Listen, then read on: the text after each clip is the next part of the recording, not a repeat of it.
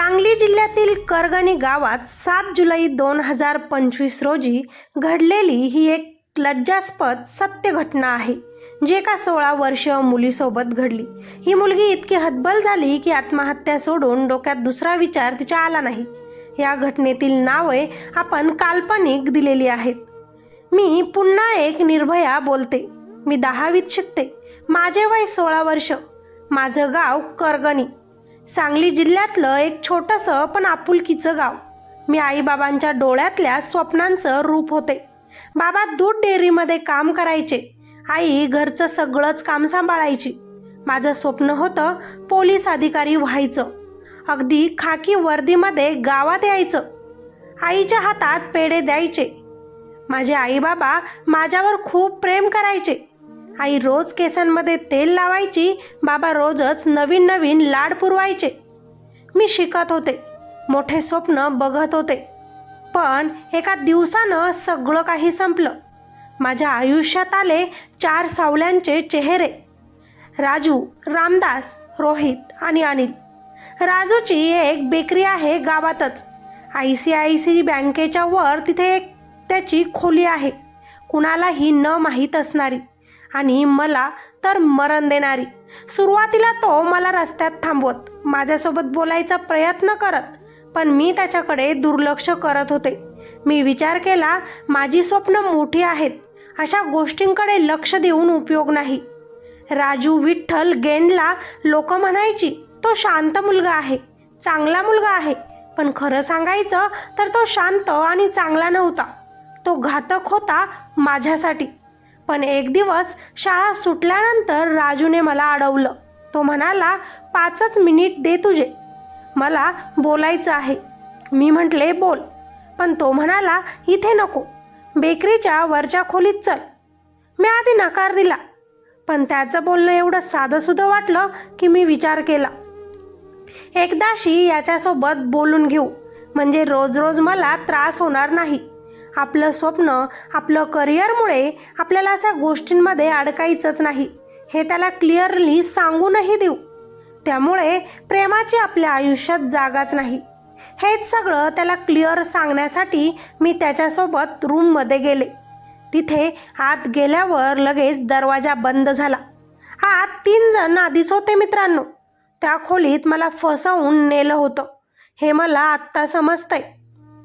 त्या खोलीत माझ्यावर बळजबरी करण्यात आली। मी ओरडले, धडपडले, रडले, पण त्यांनी माझं आयुष्य एका क्षणात नष्ट केलं। त्यांनी माझ्यावर अत्याचार केला व सगळं मोबाईलमध्ये शूट केलं। माझा व्हिडिओ बनवण्यात आला आणि तोच शांत वाजणारा राजू मला म्हणाला, जर याबद्दल कुणाला सांगितलं, तुझं तोंड उघडलं तर तुझा हा व्हिडिओ व्हायरल करू। माझ्या अस्तित्वाचा भार आता मला नकोसा वाटू लागला होता, पण तरीही मेल्यासारखं मी त्या दिवशी घरी परतले। आईनं लगेच विचारलं, बाळा काय झालं, ठीक आहेस ना? हो आई म्हणत मी फक्त हसले। तेही खोटं हसले, कारण त्या रात्री माझं मन रडत होतं। मी आरशासमोर उभी राहून विचार करत होते, तुझी चूक काय होती निर्भया? पुढच्या काही दिवसात मी एक यंत्र झाले होते। जेव्हा बोलवलं तेव्हा जायला लागायचं। ब्लॅकमेल करणं मला सुरू झालं होतं, त्यामुळे माझे डोळे नेहमीच ओले असायचे, पण आवाज मात्र बंद। आता तर अभ्यासात लक्ष लागत नव्हतं, फोनकडे पाहून घाबरायला व्हायचं। मी जणू जिवंत असूनही संपले होते। रोज रोज मिळणाऱ्या धक्क्यांना मी आता खूप कंटाळले होते, आणि म्हणूनच एक दिवस मी ठरवलं, माझ्या बाबाला सगळं सांगायचं। मी त्यांच्या खोलीत जड पावलांनी गेले। बाबा, त्यांनीही मला जवळ घेतलं। काय झालं बाळा म्हणून विचारलं। मी रडत रडत माझ्यासोबत झालेला सगळा प्रकार त्यांना सांगितला। थोडा वेळ बाबा ही शांत झाले। बाबा काहीच बोलले नाही। त्यांनी मला मिठी मारली, घाबरू नकोस, मी आहे ना, आपण उद्या पोलिसांत जाऊ, तुला न्याय मिळेल, मी लढेल तुझ्यासाठी। आता कुठे मनात शांतता निर्माण झाली। आता सगळं काही ठीक होईल असं वाटलं, आणि त्या रात्री मी थोडीशी शांतच झोपले। पण तोच परत फोन वाजला। फोनवर तेच अपराधी, जर तोंड उघडलं, कुणाला काही खरं सांगितलं तर आता तुझ्या वडिलांना मी संपवून टाकू असे ते म्हणाले। आता मात्र माझ्या पायाखालची जमीनच सरकली. त्यांचा व्हिडिओ, त्यांचं ते हसणं, ते सगळं काही, सारंच काही मला आठवत होतं. माझे आईवडील, माझ्यासाठी सगळं काही, पण माझ्यामुळे माझ्या आईवडिलांच्या जीवाला धोका असणं मी आता पाहू शकत नव्हते.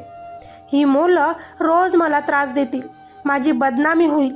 त्यातली त्यात वडिलांना खरं सांगितलं, तेही आता शांत बसणार नाही आणि त्यांच्याही जीवाला धोका. हा सगळा विचार करत मी स्वतःलाच संपवण्याचा निर्णय घेतला.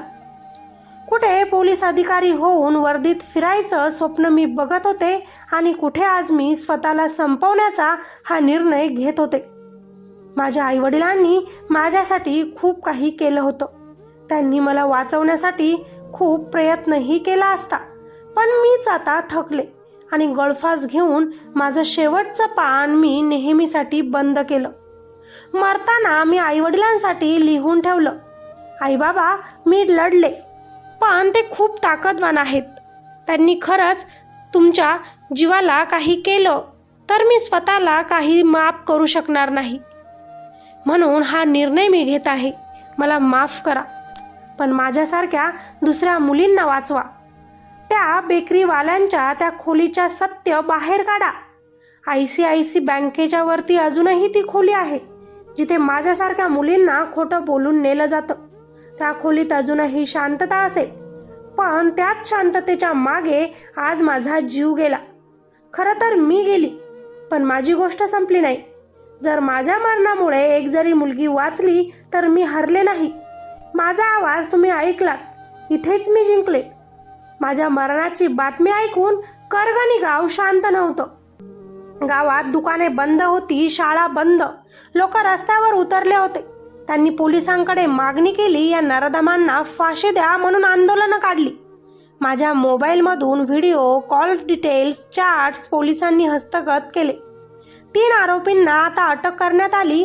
4था आरोपी गावकऱ्यांनीच त्यांना पकडून पोलिसांच्या ताब्यात दिला.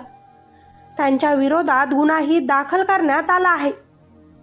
मित्र आणि मैत्रिणींनो, आज मी हयात नाही, पण माझं सत्य बोलतंय, तुम्हाला जागं करतंय आणि विचारतंय, एक मुलगी जगायच्या आधी किती वेळा मरते.